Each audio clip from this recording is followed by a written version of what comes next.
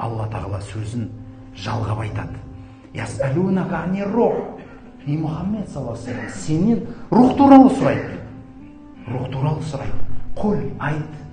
Ар-руху мин әмри рабби. Рух ол Раббымның ісінен. Ва ма утитум минал илми илля қалила. Ал енді білімнен сіздер кішкентай аз ғана алдыңыздар. Яхуди қауымы пайғамбарымыз саллаллаху алейхи ва саллямды сынағысы келіп, 3 сұрақ сұрайды. Сол 3 сұрақтың біреуі қиямет қашан болады деп айтады. Сол 3 сұрақтың біреуі рух дегеніміз не деп сұрайды.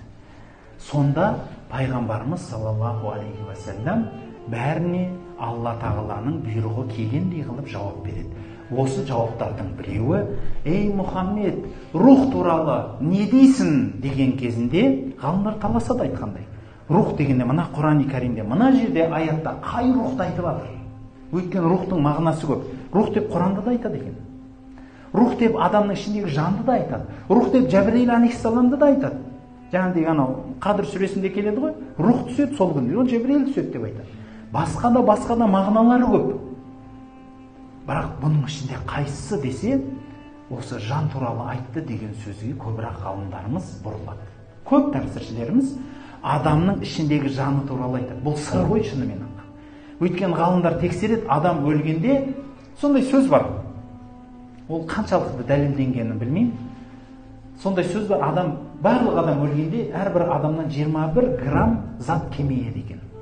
21 грамм зат салмақ кемейіп қалады. Барлық адам жан тапсырғанда. Сөйтіп, қазіргі заманның ғалымдары өлшеген.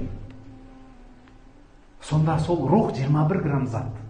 Мынандай үлкен денені жүргізіп жүреді ғой. Бір адамдар 150 килоға шейін бара ма? 200 килолықтар. Одан да көптер бар ғой. Небір тонналық кісілер бар шығар енді. Бірақ негізі айтамын да, анандай кішкентай жарты метр адамды да, ана үйдегі бөпелеріңізде. Анандай үлкен палуандарды да сол 21 граммда ішіндегі зат. Біреу ақ. Анандай ыдыс болса да. Енді ол дәлелденбесе де сұрақ шығады. Рух, ол не ол? Батарей ма? Ол батарей болса неге таусылмайды? Или сол өзін таусылған уақытында ажал келе ма? Или ол ажал келмейді, біреу алып қоя ма? Қалай? Сұрақ миллион. Ол зат не? Неден жасалған? Қандай? Қай жерде тұрады? Мүмкін осы сұрақ арқылы адамды сақтап қаламыз деген не бір жақсылық ойлаушылар бар. Бірақ білесіз ба? Алла тағала сол нәрсені сізбен бізге жазса айтар еді. Бірақ бізге оны айтпады.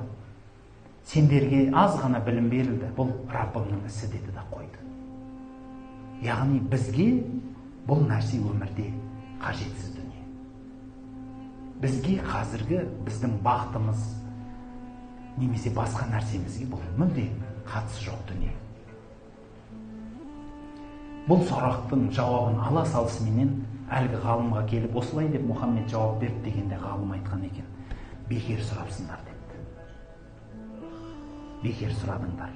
Енді бұл ақиқатты айтты, бұдан басқа жерде жауап жоқ деген екен. Расында да адам баласы кейде кейбір шындықты білмей-ақ қойғаны жақсы.